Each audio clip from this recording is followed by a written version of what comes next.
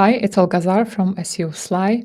So in this video, I want to talk a little bit about website rankings drop analysis, how to do it, what are the most common reasons for a rankings drop, how traffic drop differs from a rankings drop, and a few other extra tips and tricks. There is a corresponding guide about how to do a website rankings audit, and in this article, I talk a little bit about like how to do this type of audit.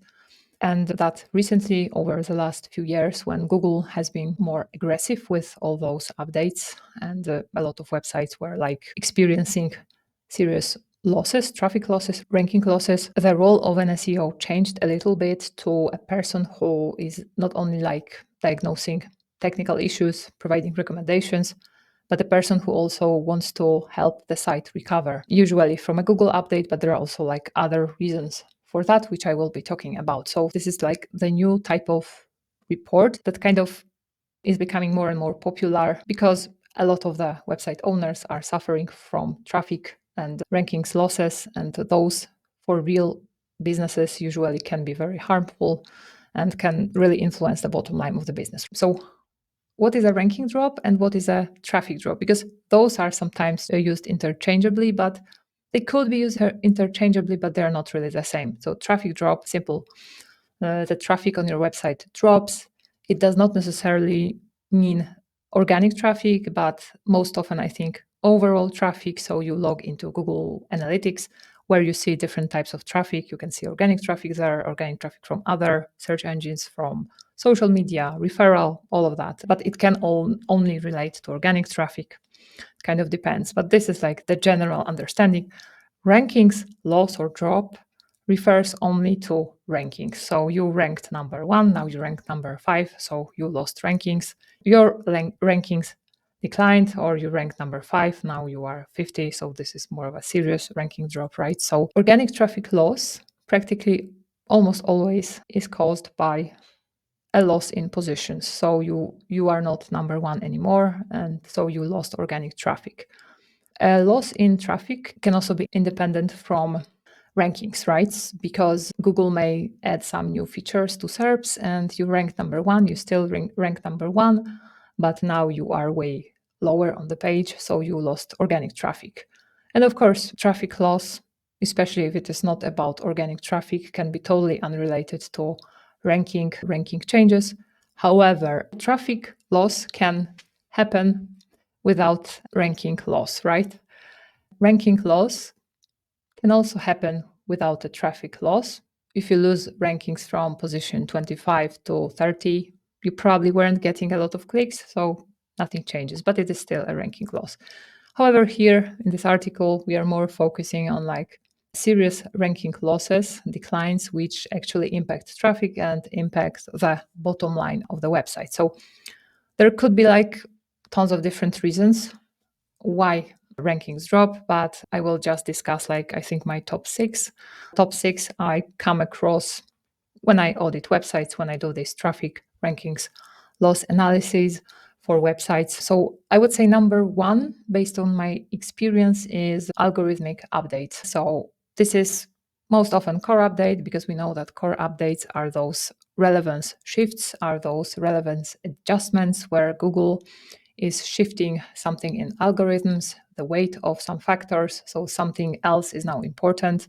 Or it can also shift the search intent of a query. So before the update, a given query only had e-commerce website show. Now it only has blog posts, or vice versa. So a lot of this intent shift was happening with affiliate websites. In the past, we had a lot of affiliate websites, blog posts, roundup reviews rank for those best keywords.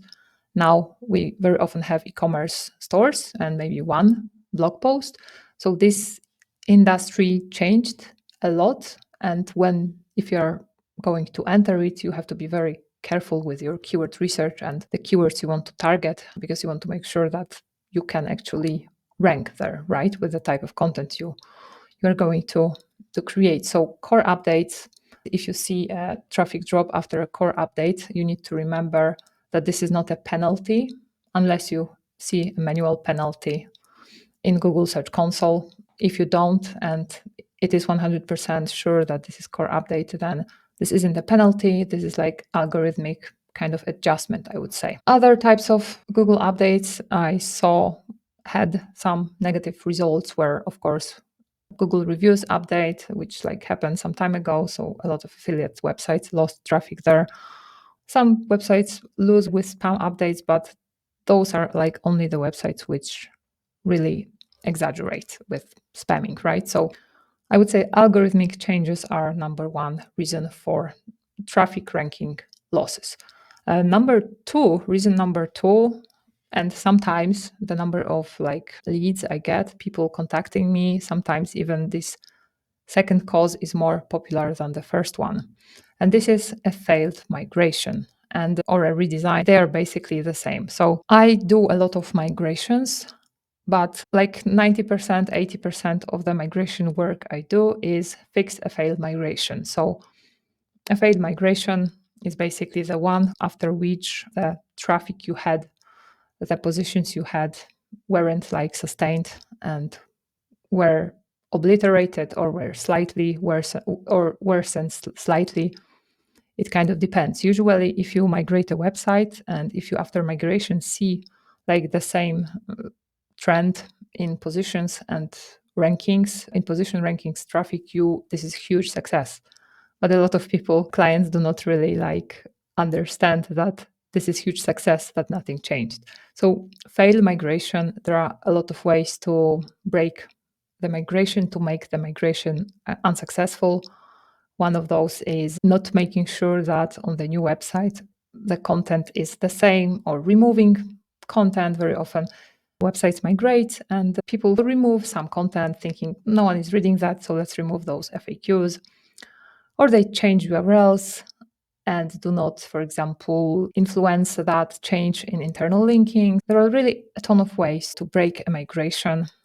I have even seen the cases where an agency, they did a lot of migrations. So they migrated a website and they forgot or didn't even think about adding redirects because there was a URL change. So those things also happen. And with migrations, you have to be very careful with like educating Google about the new site versus old site. Of course, domain migrations are different than migrations within the same domain with or without URL change. So there are a lot of things that can get broken. So when auditing rankings loss, you need to know when migration happened, because sometimes people migrate exactly when Google algorithm update starts, and then it becomes more difficult to find the real cause. But there is a way to learn that. So, of course, what you get from the client, the timing of the migration, you always have to check that in Wayback Machine, because sometimes the client will claim there was no migration, but you go to Wayback Machine and you see that, yeah, indeed there was, but you forgot to tell me about it. Or some clients think that redesign is not a migration, but it very much is. So this is a very, very common cause of a ranking and traffic drop. Another thing, kind of there is like a little bit of overlap, is content changes. Significant content changes can lead to ranking drops. For example, I had a case where the company, they said they didn't touch any pages, they didn't remove any content, nothing was removed, nothing was changed. But somehow they lost traffic from all their blog posts or something like that. And then I look into Wayback Machine and I see that they removed all of the FAQs that they had on their blog posts, and those FAQs were basically like the bulk of the content. So they removed the bulk of the content. It's normal that it's kind of expected that the traffic positions will go down. So you have to be very careful with changes of content on the pages which rank well, especially if you are removing content. With adding, it's usually less risky, but it can also lead to traffic losses if you, for example, dilute the topic too much, and Google may not really know what you are about with this longer piece of content versus this shorter and concrete one you had in the past. Another reason, your competitors probably are not sleeping, especially if these are like competitive phrases. Probably all of the top pages keep working on their SEO, on their content, improving it. So you have to be doing the same. And sometimes you may simply drop because they updated their content, they added something new to it, they added FAQs to their content, they added a corresponding video. It may not always only be links, because people like to focus on links, so they have more backlinks. Let's build backlinks. Backlinks, of course, are important, but you need to know when they are important and when you actually need them, because very often you think you need them, but you don't need them. You only need good on-page SEO, something you can do with Cora. But when comparing your page to competitors, don't only think about backlinks, think about their content, their structure of their content, on-page SEO, and all of that. And then you can look at backlinks. I will tell you when backlinks are important, how to easily determine that. And the last cause, the least common I come across, is penalties, manual actions, which usually obliterate the site completely. They do not always relate to the entire website, entire domain. Sometimes it is one page, one section, depends. But they are usually severe enough to simply kill the traffic to a given page or website. So you have to check Google Search Console if there is a manual penalty, what this manual penalty is for. Google explains, like, is it backlinks? Is it spam? Is it this or that? And then you simply have to fix that if you care about recovering, and you have to be very careful. You cannot really manipulate or try to cheat here in any way, because if you do, this will probably not work, and Google will be responding to you in very long time intervals, and you may need a year or more to recover your website. So usually this is something you have to take seriously if you care about that website. So of course there are other possible reasons for rankings or traffic drop. I'm now using those interchangeably, but these 6, I think, are the most important ones, the most common ones. Maybe I could add number 7, which is server issues, like hosting hasn't been paid for. I have seen that too many times, when the client simply forgot to pay for hosting, and it was weekend or so, and I see some problems, and they then discover that, oh, we didn't pay for the hosting. And I even had people reach out to me with traffic drop, rankings drop analyses, and they are not really technical, and they didn't even realize that it was that unpaid bill and that their site hasn't been online for a month or so. This, I think, could be number 7 if I were to enumerate top 7 reasons. And now a little bit about how to confirm or dismiss a specific reason, how to be 100% sure that this is actually the reason. So the first step is always to confirm or rule out a technical SEO issue, a technical error. Because if it is a technical error and you fail to recognize it at the early stage, you may end up doing a ton of work and still not really solve the issue, and lose a lot of time and money possibly. So the easiest way to rule out a Google update, a Google problem, is to compare organic traffic in Google versus Bing. If the trend is exactly the same, traffic goes down on the same date, then 100% this is a technical issue or some reporting glitch. Google Analytics code was removed or something like that, or a site was updated with no index tag, or crawling is not allowed any longer, other types of weird technical things that can happen. So if you see that, then this is 100% technical SEO issue, but you need to have some traffic from Bing. Once you have ruled this out, and you know this is not a technical thing, then you have to basically determine whether this is a migration, content change, or Google update. You can easily do that if you track the timing of those specific things happening. And once you have done that, you should exactly determine what page is lost. Rankings traffic, is it one page which accounts for 90% of the traffic? Is it 50% of pages? Is it close to 100 pages? Because it also depends on how traffic was distributed. Was it usually it is 80-20% rule usually works for most websites, where 20% of the pages bring 80% of traffic. This has been true for most of the websites I had in my life, the ones I built. So you need to create a list, basically, the pages that lost traffic, how much traffic, and what positions were lost. And you need to know what those positions you lost are now replaced by, and you simply do side by side comparison. So I used to be number 5. Now this competitor is number 5. You open both pages, you crawl both pages, and you simply check what are the differences, like what this competitor is doing better versus myself. Is it the change of intent? Is it like a different type of content? If it is a different type of content, then probably you have to create different type of content. There is also this option in Screaming Frog where you can just crawl those top 10 results and you can easily see like all those numbers, all those things about those pages and possibly draw some conclusions. You have to, of course, identify for all the pages that lost traffic, like the most important 1-2 phrases, because popular pages often rank for thousands of keywords, but there are basically like 2-3 umbrella terms which are the most important, and if you rank for them, then you will rank for those other ones as well. So you have to determine those. Once you do that and you want to create the recovery plan, I recommend using Cora. You run a Cora report for that phrase, and then you simply go through the Cora report and check what factors you have missing, what factors they have, what in terms of on-page SEO could be improved on your site, and all of that. There is a separate video and guide about Cora. Cora is, like, I think, like the best on-page SEO tool, which statistically correlates thousands of ranking factors and like shows you what you should do to basically take the lead. So you have the pages, you have the top keywords that lost traffic.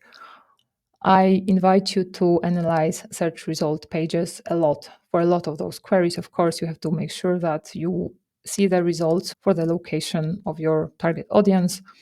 And not only should you look at pages outranking you, pages that replaced you, but overall the dominant type of page ranking and all the SERP features that appeared or that are new.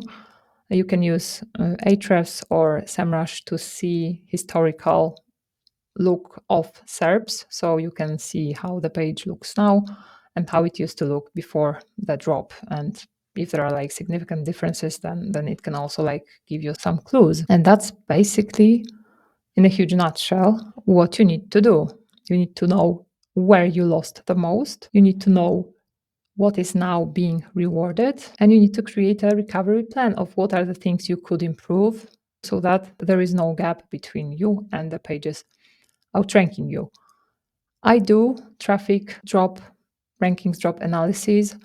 So if you need help, some guidance, if your website lost a lot of traffic, feel free to reach out to me and you can give me the URL of your website and we can see if we are a good match and if I can actually help you. And I will be happy to help you recover because I know how painful it can be. And I also love seeing my clients recover and like basically recover their businesses, because usually if you recover your website, you are recovering your business as well. So, and when hiring someone to do it for you, you don't have to hire me. I may not even have any spots available.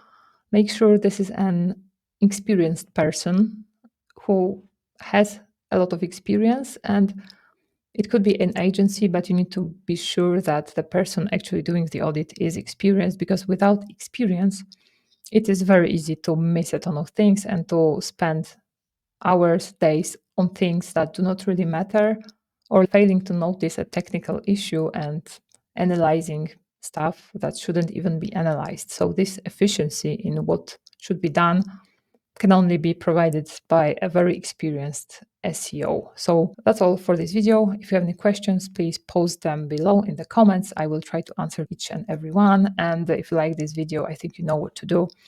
So that's all from me. See you in the next video. Bye bye. And I also invite you to subscribe to my SEO newsletter, seosite.io, where I send weekly, bi-weekly knowledge bombs, tips, and a lot of other fun stuff, and also free templates for SEOs. See you!